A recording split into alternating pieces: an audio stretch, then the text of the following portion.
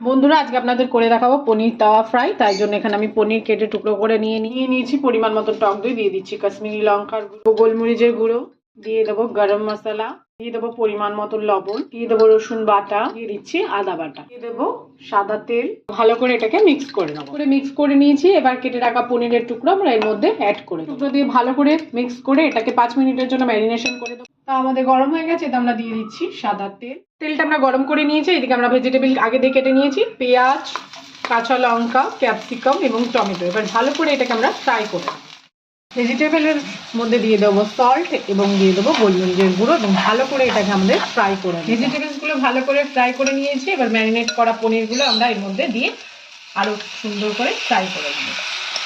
আমাদের পনির তাওয়া ফ্রাই প্রায় হয়ে এসেছে। এবার উপর দিয়ে আমরা ধনেপাতা ছড়িয়ে ভালো করে মিক্স করে নেবো।